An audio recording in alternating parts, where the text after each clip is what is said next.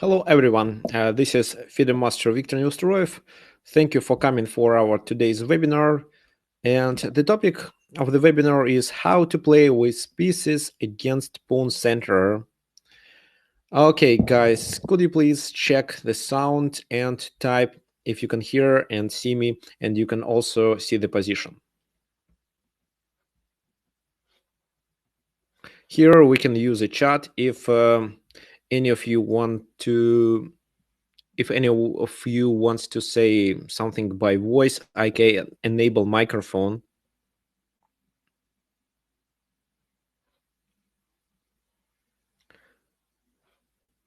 Can you please type in the chat if you can hear me? Plus, if you hear me, then minus if not. Okay, perfect. Rafael, where are you from? From Brazil. Okay, yeah, I remember. Okay. Oscar, and you?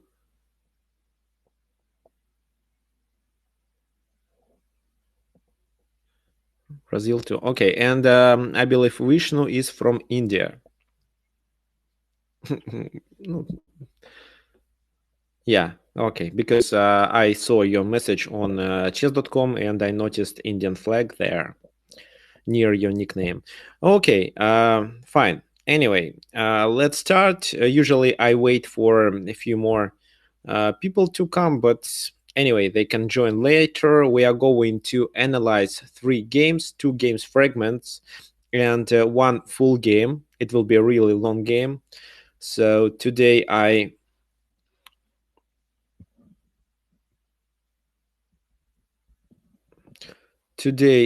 prepared 3 games to analyze. This is the first game between Aaron Nimzovich and Gregory Levenfish. The second game is the game between Rashid Nejmedinov and Mikhail Tal.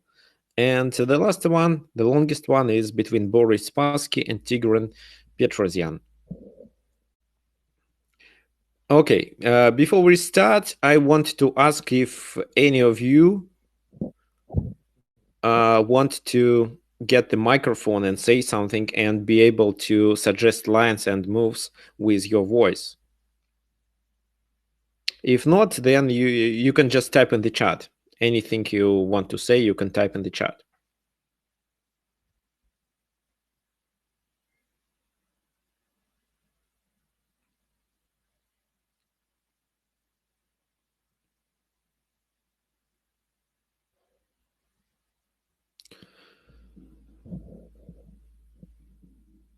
Okay, no problem. Just if you feel more comfortable with typing, it's fine. What should I say before we start this topic? So it's very important to know how to play because you may face with a strong pawn center in many openings. For example, I believe this position comes from French defense. If you play against Paul Sanukan Sicilian, there is a chance to face with a strong pawn center too. And the best way to play against a pawn center is to find a square that you can occupy with your piece, and this is somehow you can create a blockade on this square. And what this blockade does, it stops the pawn and stops many of no I mean not only the one pawn, it also stops the d pawn, for example, that cannot be advanced without the help of the e pawn. And the second thing is that it makes one or maybe a few enemy pieces restricted, like this bishop that can't really join the game and it has to stay here on d7. So, what do you think? What can you say about this position? Black has a pawn center, white blocks it with his knight. Can you please come up with a plan for white? Now, in other words, if you were white, what would you do?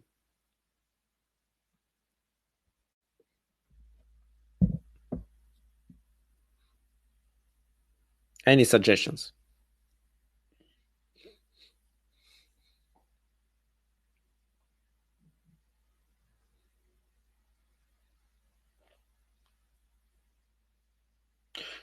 try to support the knight, but how?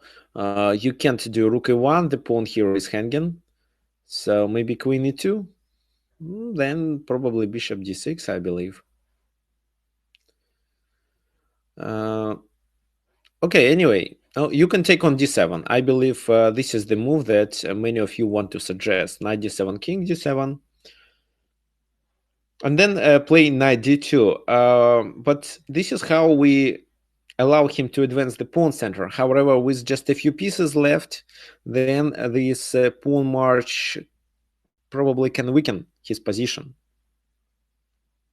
because e5 can be met with queen g4, then the other rook comes to the center, and these pawns become the objects of the attack. However, I believe in this position, Nimzowitsch found the best way. He played queen h5 check, because this move slightly weakens the king side, g6, and then queen e2. So queen e2. Instead of bishop d6, he played rook d8 in this position. But let's quickly look at bishop d6 here. What to do in this position? What do you think?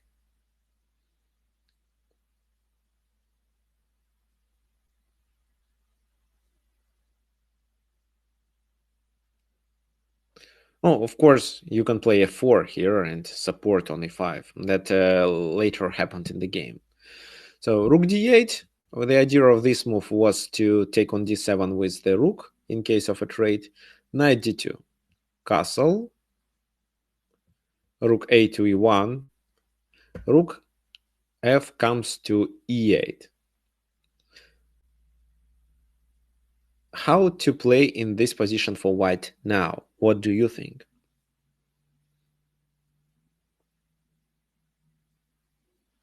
So it looks like the knight on e5 is well protected.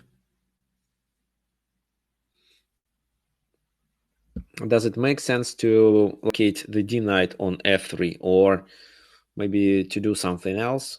What do you think?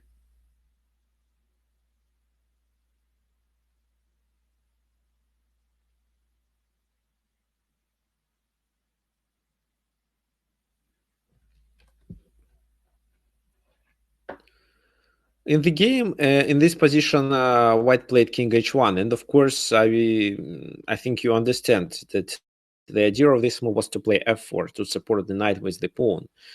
That makes sense too, because if knight goes back, then we really stop the e6 e5 move.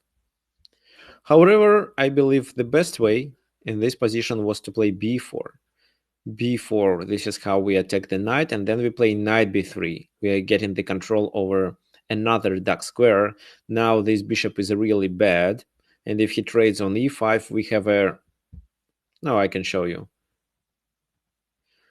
We have a really good spot on c5 with our knight, and this is potentially a winning position. However, king h1, bishop d6, and f4, c5. c4 was played in this position. However, maybe this move was played too early. Maybe something else like h3 could be played first. But the idea of c4 is not to take on d5. No, it can be.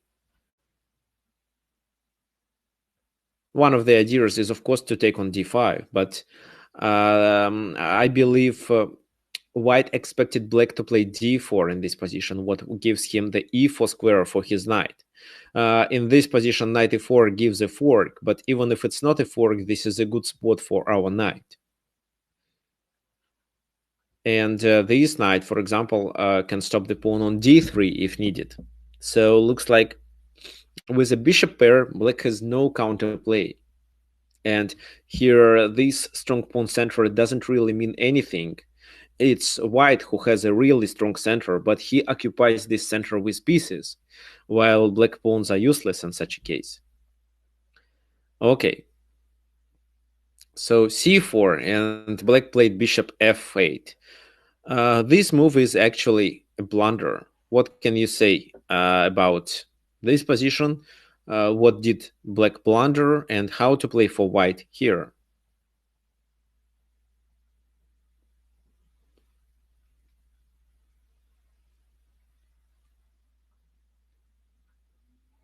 Oh, just think and make any suggestions.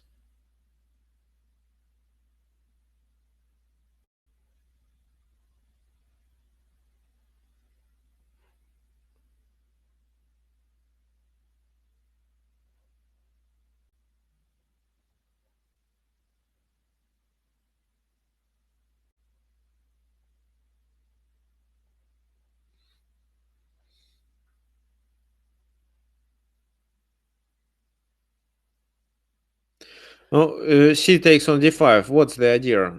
C takes d5, e takes d5. What then?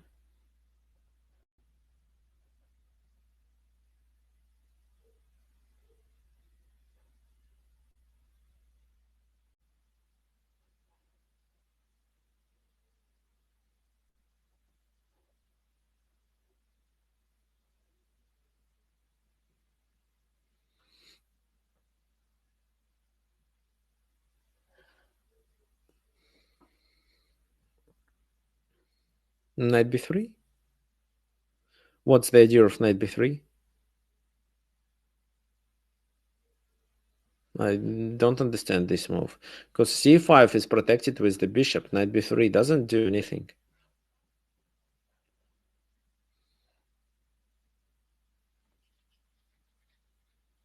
Okay, c takes on d5 was played, but in case if he takes, what then?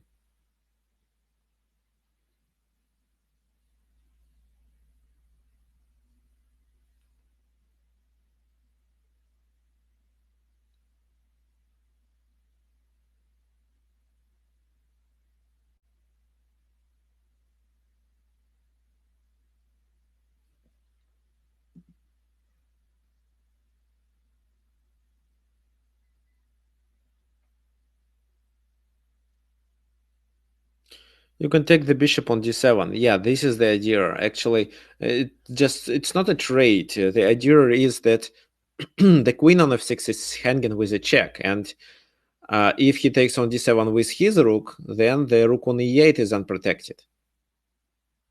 For example, rook e2, knight f6. King f7, rook takes e2. Then white has extra rook.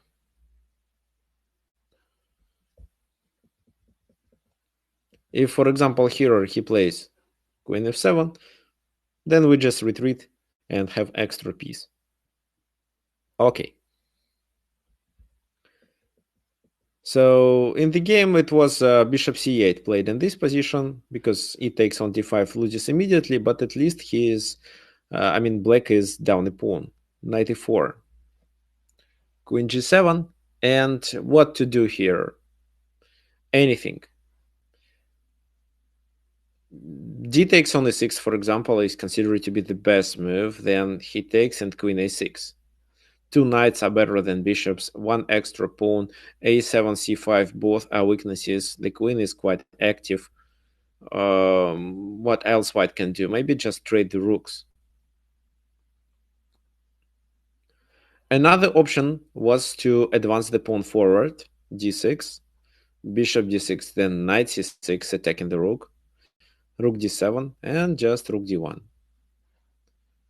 Bishop e7, then just rook c1, attacking the pawn on c5. Here the material is equal, but black has more weaknesses than white.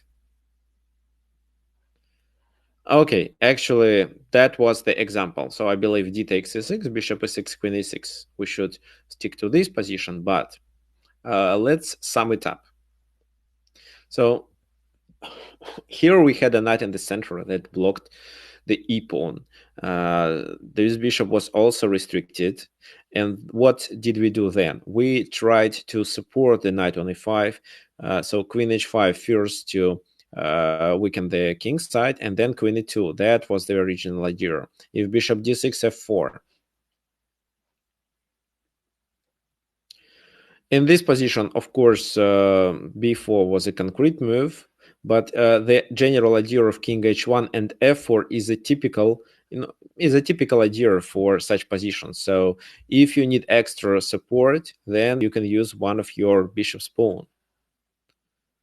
I mean, F or C pawn to control the center to keep the blockade. And the final idea was to play c4. Why? Because this move contains a threat to take on d5. If black plays d4 with what is a likely continuation, then we get more squares to maneuver with our pieces. This is what I want you to remember. Okay, fine. Let's close it. I have another one.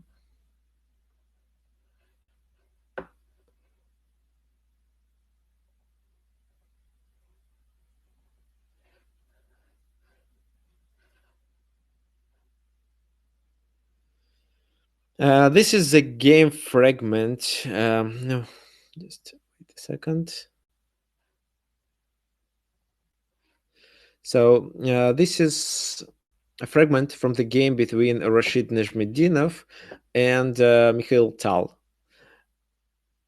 Here, Tal is playing with black pieces, and looks like here he just overvalued his position. The best move that he could do was knight c5. Knight c5, then the bishop is restricted. Bishop d3 is a typical idea. So then if he takes, then queen takes on d3 and white is fine. However, the position is also playable for black. The bishop can be activated on this diagonal, for example, a5, bishop a6.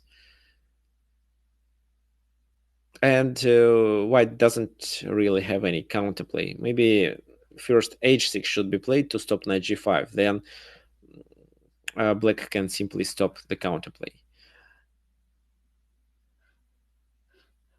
However, after bishop d3, knight e4 can be played as well, and then bishop e4, d takes e4, knight g5, knight e5, knight e4, and f5. Actually, not f5, but bishop b7 is okay in this position. And again, looks like black has a better pawn structure, but white pieces are slightly more active, and the bishop on c3 is better than the one on b7. And looks like here queen d6 should be played, but this endgame is slightly better for white. Well, maybe equal. Maybe I would say equal. Okay. So, but of course, I understand Mikhail Tal, who decided not to take on c5 because he was thinking his position is better, and instead he took on e5 with his knight. What happened then? Knight e5. Knight e5, queen d4. Oh, threatening the checkmate on g7. f6. f4, knight c6. Queen goes to e3. The pawn on c5 is protected. Rook d8 with the intention to play d4. But rook a d1 and e5. This is how black gets a strong pawn center. However, white should find a counterplay. How would you play in this position for white? What do you think white should do to play against this pawn center?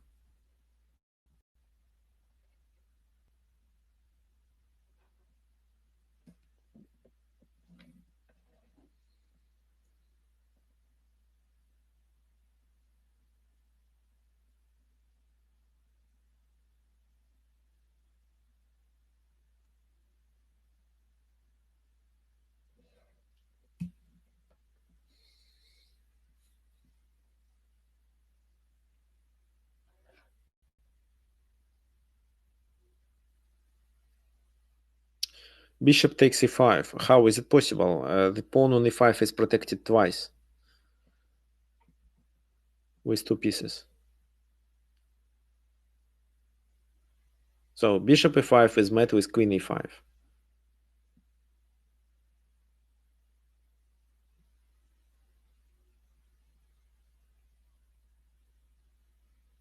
Okay.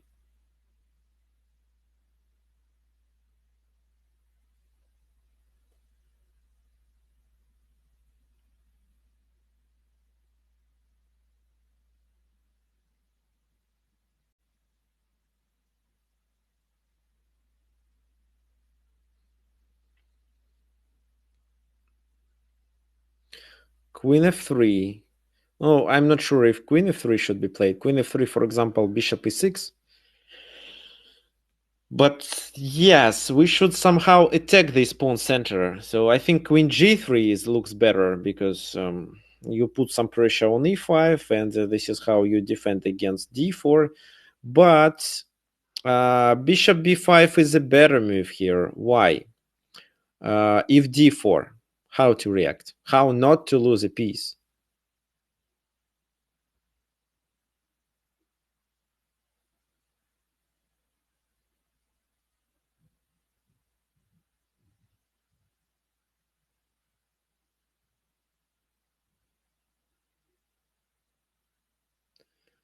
Queen g5. What's the idea? So queen g5, queen g5. Uh-huh.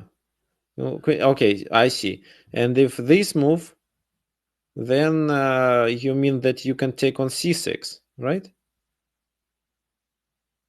No. Ah, no. Okay, how to play? Not to take on c6. There is a much better move, and I believe you can find it.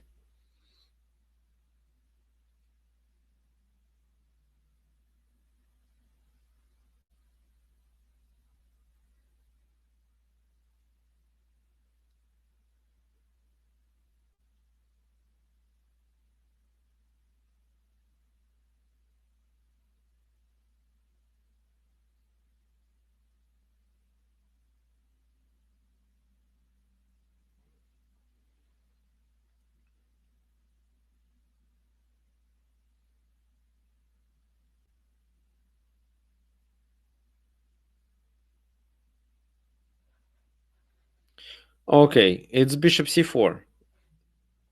What's the idea? It's a check. He has to sacrifice a piece in this position. And this is how he can get his other rook to protect the f8 square. Because if not, if, for example, king h8, then we trade with everything on d8 and just deliver a checkmate on f8. So yes, queen g5 works. However, maybe the best move is not queen g5, but queen e4. Because if then d takes on c3, for example, queen c6 is enough. What's the idea? It's not only a move that wins a piece back, it's a move that attacks the queen, because if he takes here on c6, rook d8 leads to a checkmate because their file is covered. If he takes the rook on d1, then queen e8 is a checkmate. So you see, it's not easy to solve this problem without any sacrifice.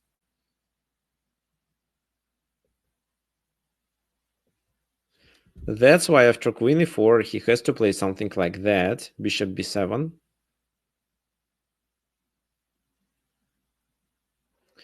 Then bishop d3 threatening a checkmate, g6. And then just check here first. He goes here, then rook f7, threatening the queen.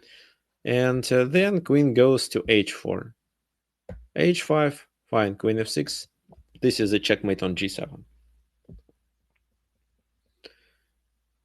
So queen e4 was the best move. Another option in this position is to deliver a check.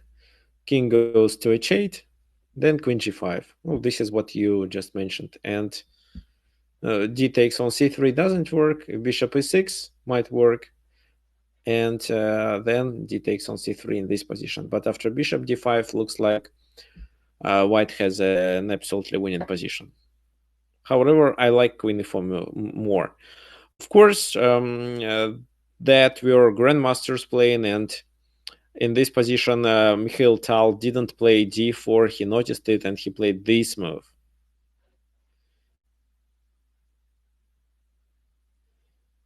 And in this position, white played queen g3. Who knows why bishop e5 or bishop c6, then something takes on c6 and queen e5 doesn't work. So, okay, so the question is, What if white takes on c6 and then takes on e5 with his queen or bishop? How black can defend? Why this line doesn't work?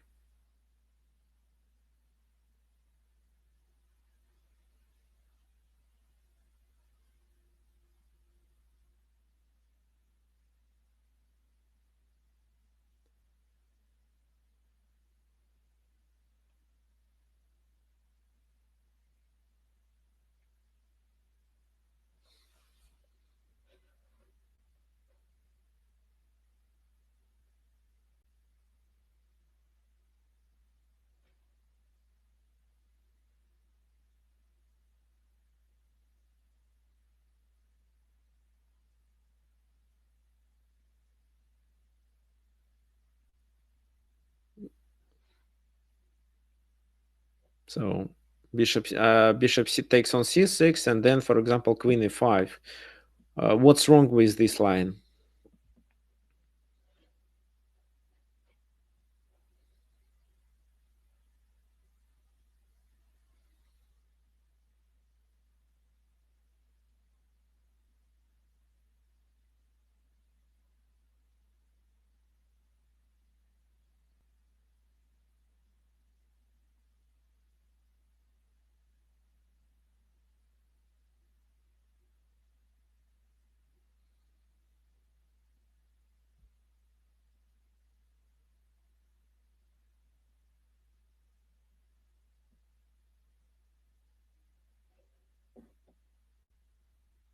You lose the pawn on c5. No, that's not the question.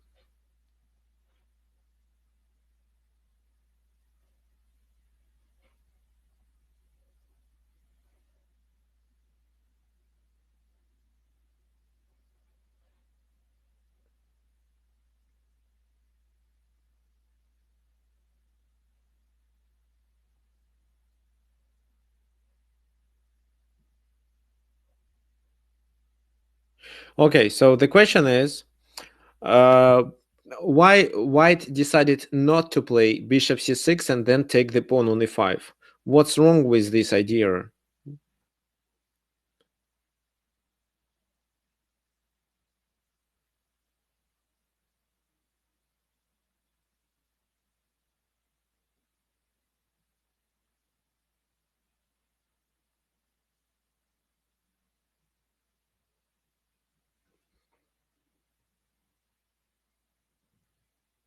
Move d5. What do you mean? Sorry, d4. That's right. Bishop c6, queen takes c6, queen e5. And in this position, of course, not queen c5 move, because if so, then bishop d4 and two threats simultaneously. There are no queen e7 or queen f8 moves. But after queen e5, oh, wait. After queen e5, just d4, he's threatening our bishop and the pawn on g2 with a checkmate. So yes, Mahesh, you were right. Okay, let's go back.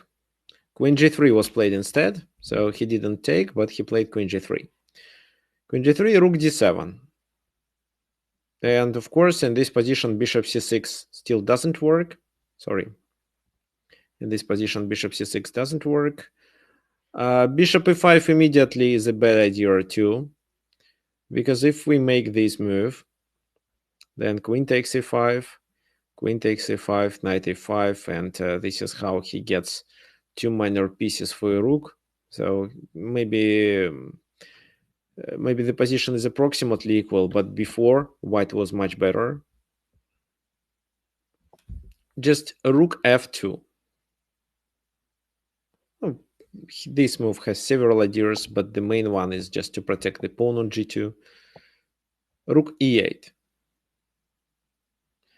If instead d4 in this position, then bishop c4 check, king h8, rook d to f1, threatening rook f8 move.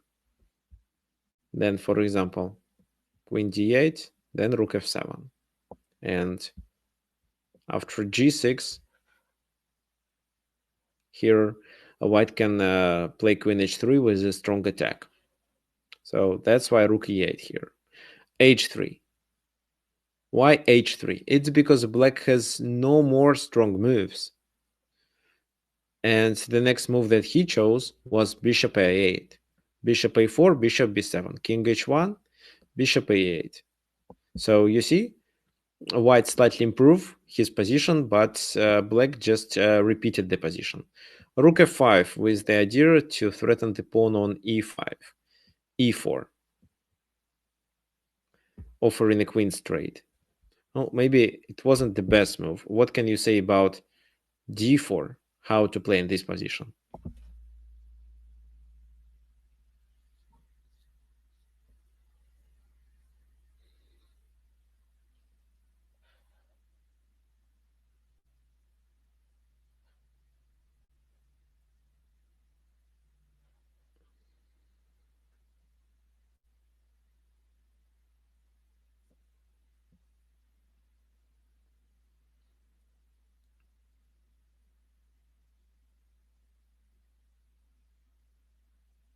Bishop b3 check, king h8, and then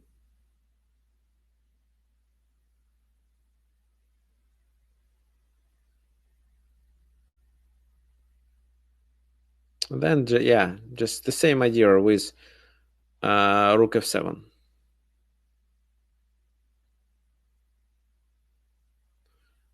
And if g6, here you can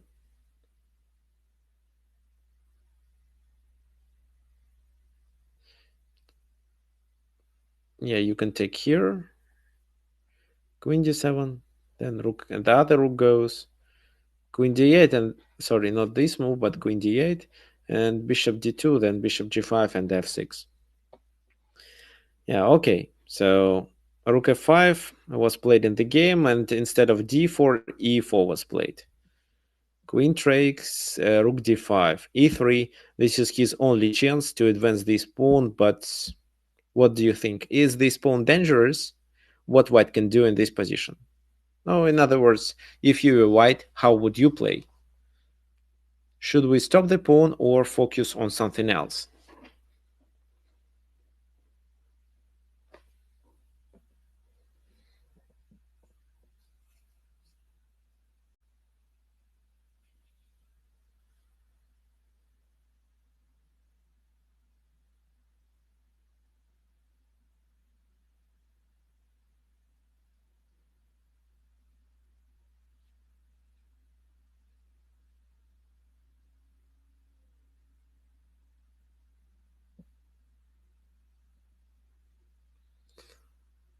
Actually, after three moves, black resigned.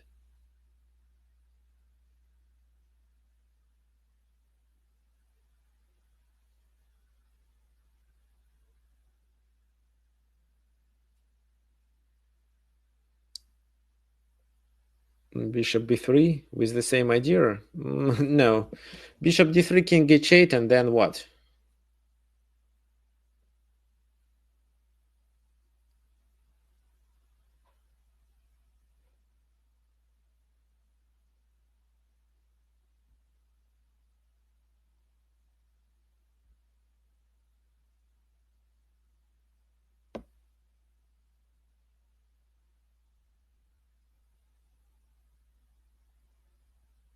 Bring the rook to d7. No, first bring the rook to d7.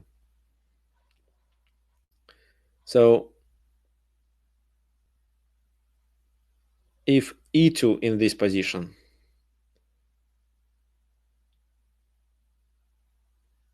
no, actually it doesn't really matter. So he took, then we take, then e2, and after bishop b3 check, he resigned. Why? Because after this move, we checkmate on g7. And the same thing can happen if e2 in this position. Check, king moves, then bishop g7 is a checkmate. So this is how he lost. Let's go back to the position where black got a pawn center. So he played e5, and he considered that this center is really strong. It can be true. but usually the pawn center is strong when there are many minor pieces on the board. Here we have only two pairs. And what is more important, white can put some pressure on these pawns immediately by attacking the pieces that defend them.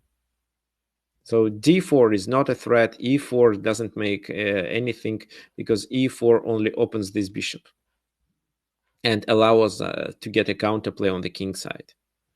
So if you meet a similar position and you don't have a blockade and you allow him to advance one of his pawns and keep them together on the same rank so that they attack everything. No, I think not everything, but many squares on the fourth rank, for example. What you should do? You should put some pressure on the pieces that defend these pawns so that you can trade these pieces and take the pawns for free. Or force one of the pawns to move and get the counterplay and then blockade the other one with your piece. Okay, fine. Let's close it. I have one more example.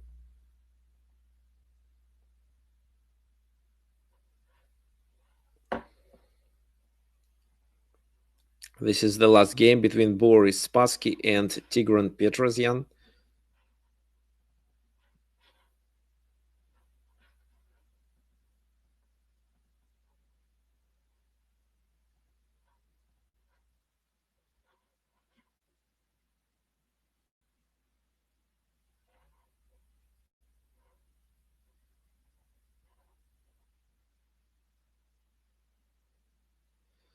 Oh, that's a long game, but we need just basics.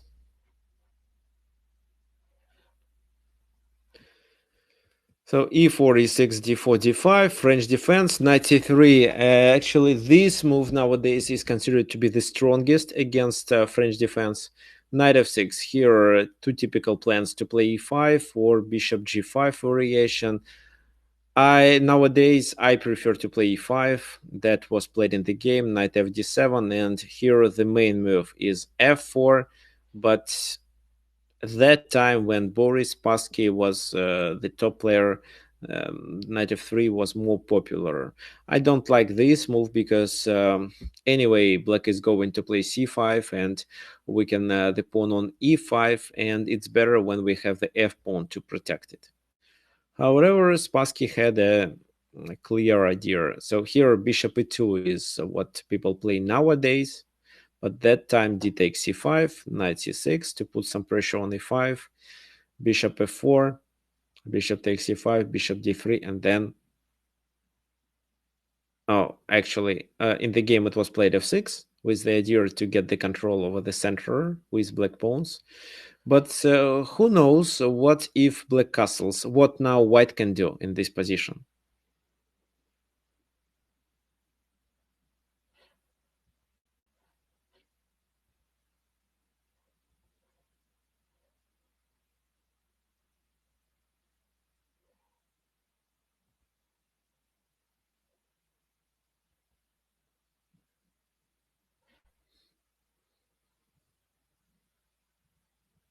Bishop h7, that's right.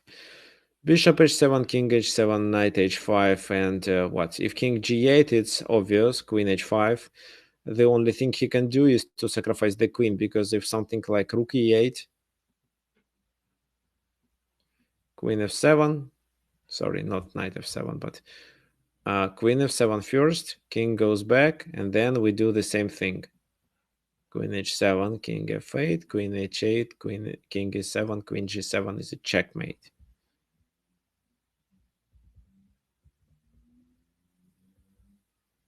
So king g6 is the only move that requires our attention. And what should we analyze in such positions?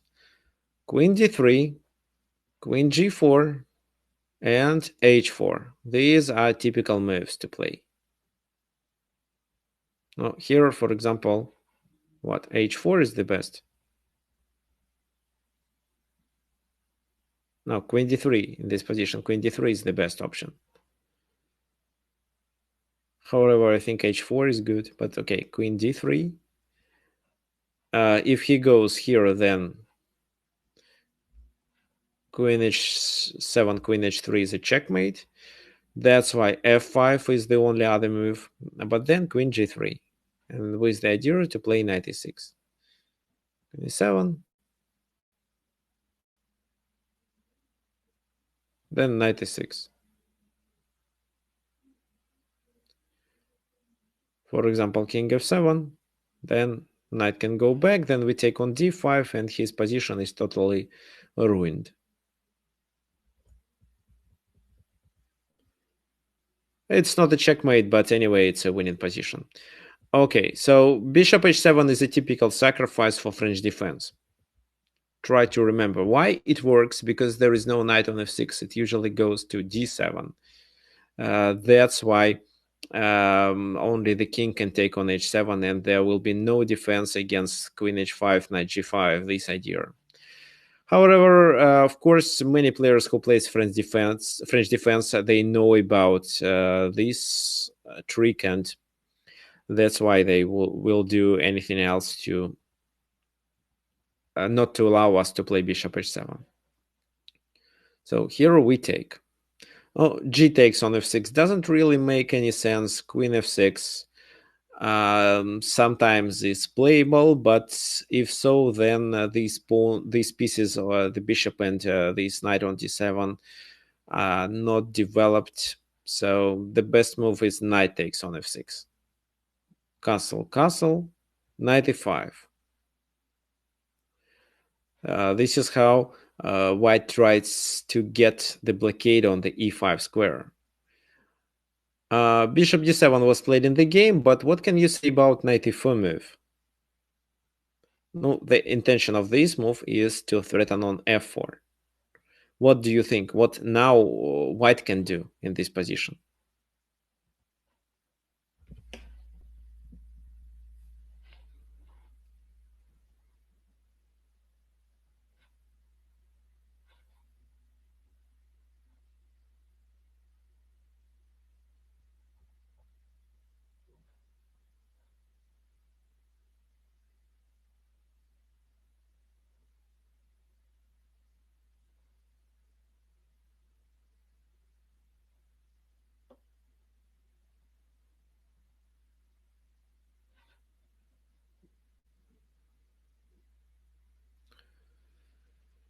Take the knight on c6. So knight c6, b takes on c6, and what then?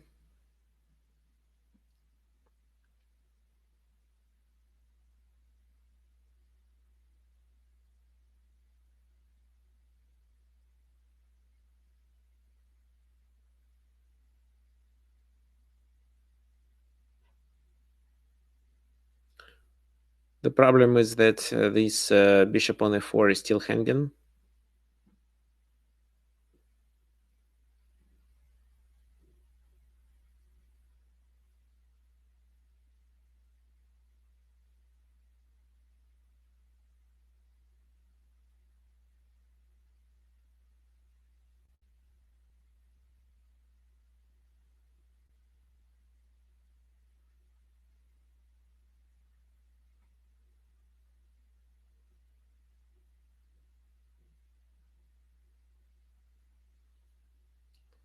So how to continue? Take on e4.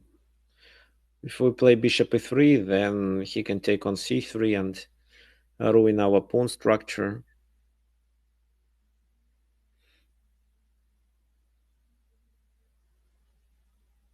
So I don't think it makes sense. Let's go back.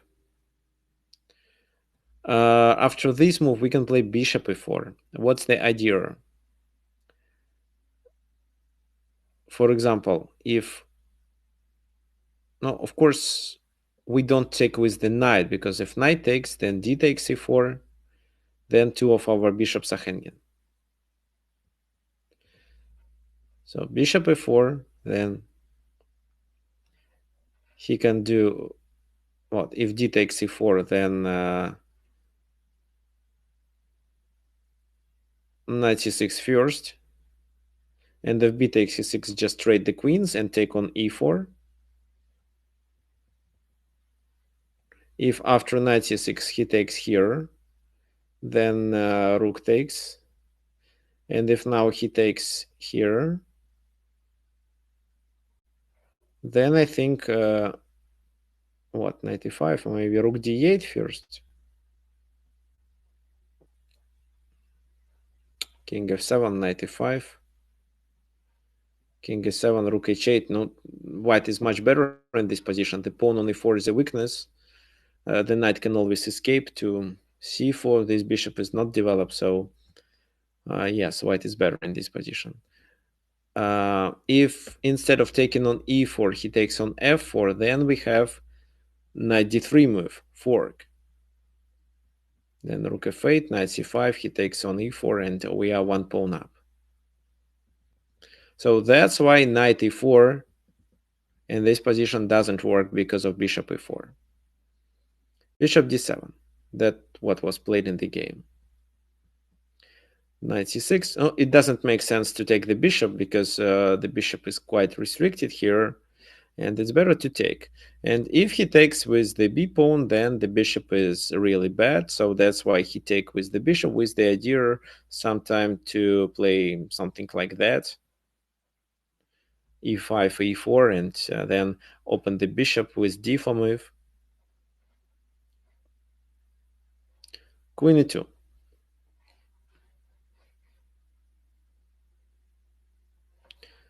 And queen e7, of course, to protect the pawn, then rook a to e1. Rook a8 to protect on e6. Bishop g3 with the idea to get rid of any X-ray attack. a6, a3. Now white controls the e5 square and can put his bishop on e5. For example, bishop d4, then bishop e5. So this is how white successfully keeps the blockade. Then if knight d7, then this move, and e5 can be faced with what? If now e5 in this position, how would you play?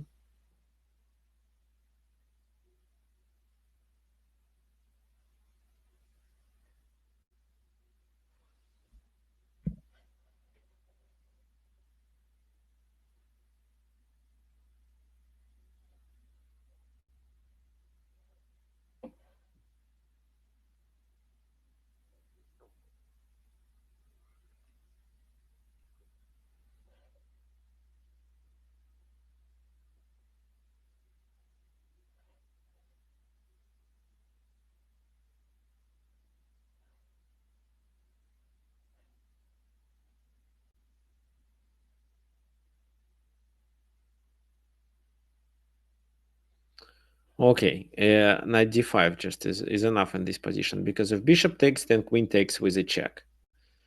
If e takes on d4, then knight takes e7, and this knight is protected by a rook.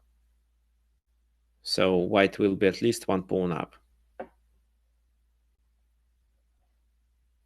Oh, of course, the best move that black could play in this position was e5. I told you that looks like white controls this square, but on a high level, for example, you can evaluate that this pawn sacrifice could make some sense, because then knight e4. And finally, we come to this position where white is 3 pawns down, but he has 2 bishops for a rook. And it can compensate, because bishops are really powerful here on b6 and c6. It's not obvious for a player like you or me, but for grandmasters, it should be, no, maybe for strong grandmasters, it's possible to understand that in this position, black has a compensation and maybe black is slightly better. However, he decided not to take risk and not to sacrifice the pawn on e5. Instead, queen f7. Kind of a passive move, I think, but that's what usually players play in this position. b4. Bishop d4. And bishop f5. Bishop f5, so we traded the bishops and then blockade with our queen. Then, of course, knight d7. queen g3, and e5. So finally, black was able. So black successfully solved the problem with the center blockade, but white pieces still put the pressure on these pawns on d5 and e5. Looks like he gonna play e4 or d4, so that's why here f3 to stop the pawns. Queen f4, queen takes f4, rook takes f4. Of course, he doesn't take with the pawn because here black needs a strong pawn center. Rook f2 with the intention to double, but then this move because d5 is a weakness. So what did he do? Let's go back. Finally, when white realized that he can't keep the blockade, he moved his pieces back, and after e5 he tries to defend his position against another pawn march, because e4 would be very strong, because then a bishop moves, then d4 can be played, and so on. Then these pawns can be advanced really very quickly. So that's why f3 to prevent e4. This is what you should do when you see that the pawns are coming and can attack your pieces, force them to move to the positions that you don't really want them to stay. So f3, and after this trade, white finds a weakness. So, for example, e5 is protected twice, d5 is protected only once. So he tries to find this weakness and then attacks it. Knight b6. Now e5 is protected only once. That's why rook d to e2. Knight goes back to d7. Knight d1 with the idea to relocate the knight. b5, c3. So now knight can come to f2 and d3, while the bishop can stay on b3. Rook f7, bishop c2, king g7, bishop b3. So we are looking for the positions where our pieces can attack these center pawns. h5. Why? Because one of the ideas for white was to put the knight on g4. Knight e3, d5 is now hanging, d4 cannot be played, that's a pin. Knight b6 to support knight c2. Now e5 is hanging. Knight d7 back, rook e3. So nothing concrete, but maybe something like that can be played later. Or maybe just king f2. h4. I think this is a kind of a mistake. This pawn can later become the object of the attack. h3 to fix the pawn. Rook f6. And how would you play in this position?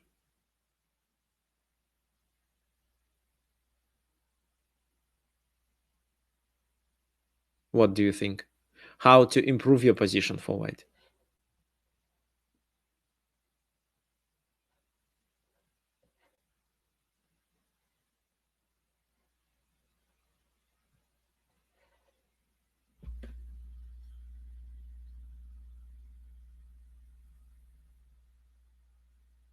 Move closer with the king? I see. That makes sense. But in this position, there is a concrete idea of knight d4. The knight is not hanging because of the spin. Bishop has to move. Bishop moves to b7, and then white wants to attack the knight. That's why he plays a4 move. So if pawn takes, then bishop a4, attacking the knight, so that it makes the pawn on a5 automatically a weakness. That's why rook d8 immediately, because white has no time to take on b5.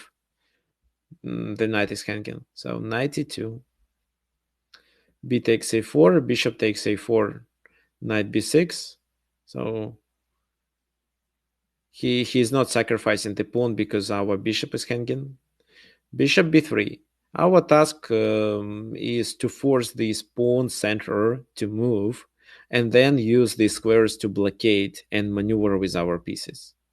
e5 is hanging. The only move that he has is something like that, but if so, then we can play with rook d1 to put some pressure on d5.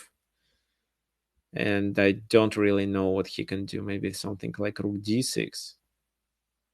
Otherwise, we just take.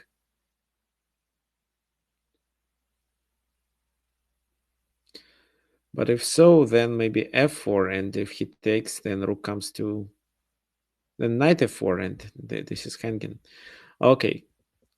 So anyway, he played e4 in this position. Knight d4 now. If he takes on f3, then knight takes on f3. King h6, rook d1. So the pawn on c3 is protected, but black wants to make this pawn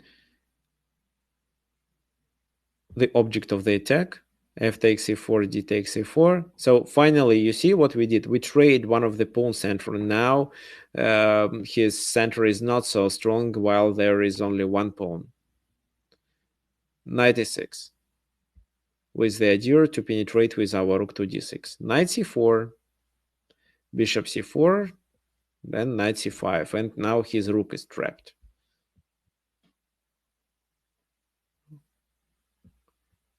Rook a1. White is strategically winning here because what? These pawns are weaknesses. The rook on c4 is trapped. It's not easy how to find a winning plan, but looks like black has nothing to do, while white can improve his position and at least take on a6. So king g5, rook a5 with the idea to play knight a6 or knight b7 maybe. King f4, king f2. Now knight e6 is a concrete threat. It's a checkmate in one. If black does something else, then knight e6 is a checkmate. So bishop d5 to cover the square. Knight b3. So he didn't take the pawn on a6. He decided to play knight b3, but to take the pawn on a6 was okay too.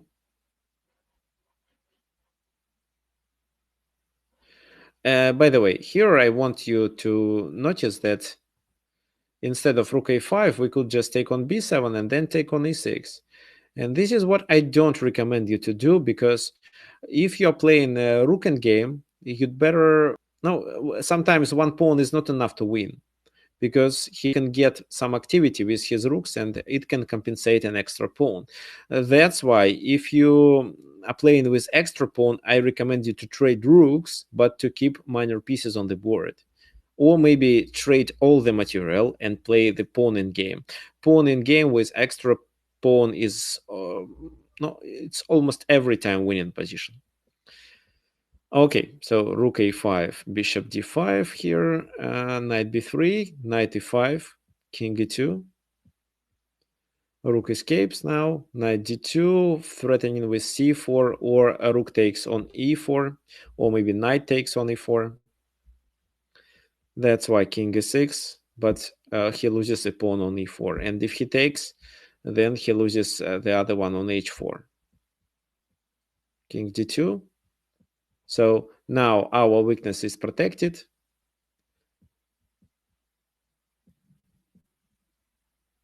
Knight d2 to cover all light squares. So, and also to play knight f3, threaten this pawn. I told you that this pawn can be the object of the attack. That finally happened. Bishop a4 check, king b2. Rook d1 with some activity, but actually there is no activity. Rook a1. Why? White trades the only active black rook. This check on f2 doesn't really help. If so, then the other rook comes. So rook takes e1, then rook takes e1, rook f6, and you see, if knight takes h4, then rook f2. No, g2 is not hanging, but can be hanging in future. But knight e4, it's just the move that helps white to win in this position.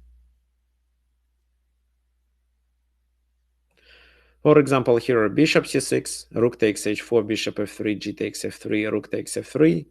And this position is absolutely winning because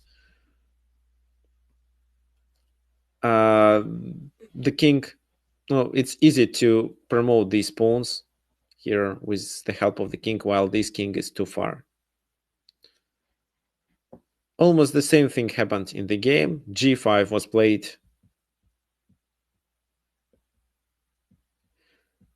So, and here rook h4, because rook g4, what looks natural, can be faced with rook g2 with chances for a draw.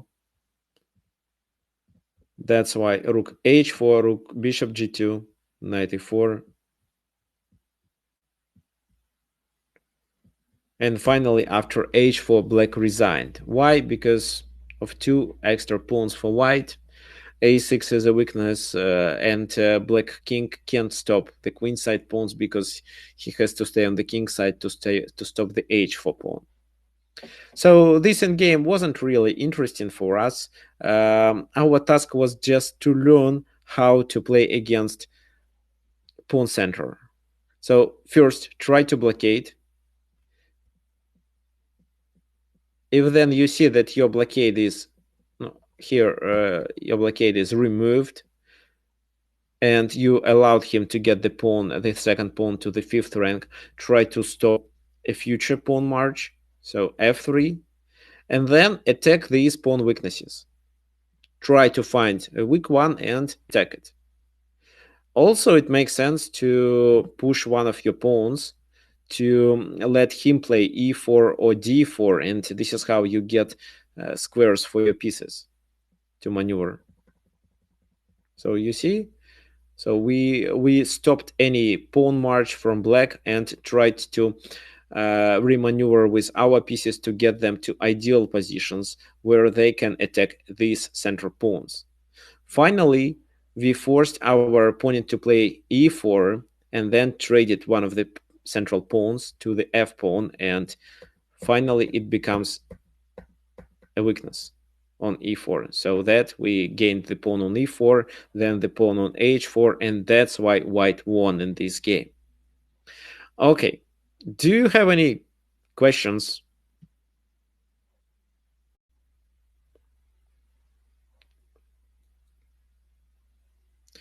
It's just what I want you to learn. Actually, guys, can you please share your nicknames on chess.com?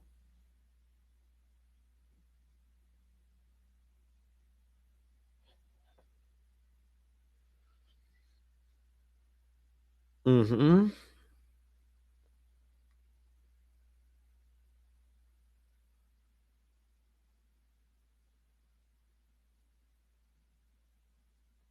Okay, thank you. I just want to see some of your games. Maybe if you want to suggest topics for our next webinars, you can do that. You can message me on tricksofchess at gmail.com. So you can message and suggest what you want to be covered on my webinars. What do I usually do? One of the webinars is devoted to positional play. The other one is devoted to one of popular openings. For example, we already covered French defense, Smith-Morrow Gambit of Sicilian defense. What else? I don't remember actually, but on the next webinar, I'm planning to cover maybe some Sicilian positions, maybe some Sicilian sidelines. We also did a webinar that was devoted to Semislav sidelines.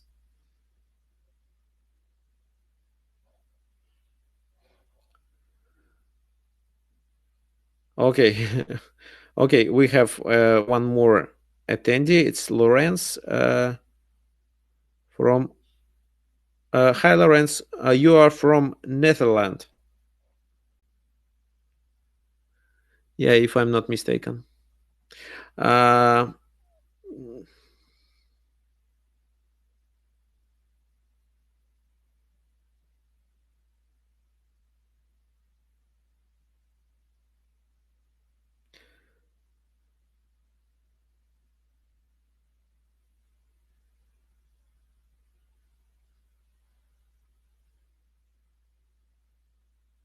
Okay, so uh, what did I ask you to do? If you want to suggest a topic for the webinar, just let me know and message me on tricksofchess@gmail.com. Okay, Lawrence, sorry, but we already analyzed 3 games and covered all we wanted to. All we wanted and all prepared for this webinar. I can just repeat one more thing for you. So one maybe some basic things for you. So just to sum it up, the webinar was devoted to how to play with your pieces against Pawn Center. One of their plans is to blockade it with your pieces. But if for some reason your blockade is removed, like here the queen was removed because of this knight attack, and we allowed black to play e5 to get his second pawn to the 5th rank, then we stopped his pawn march with f3 move. And then we found we decided which pawn is weaker and started the attack. So we prevent any pawn moves from him, and then decided to relocate our pieces to be able to attack these pawns. That was the key idea here. And finally, we forced our opponent to play e4, what allowed us to get the d4 square for our knight, and just to locate our knight to a better position, stop the d pawn, and then we just traded the pawn on e4. So when there is only one pawn left, it's not so strong. But of course, everything depends on the concrete position. Finally, the pawn on e4 becomes a weakness, and we took it with our knight. So please try not to miss our next webinar that will be next Sunday, same time. It's 3 p.m. GMT. If you want to invite someone else to the webinar, okay, you can do so. Everyone is welcome. Hope to see you next Sunday. Thank you for joining this webinar.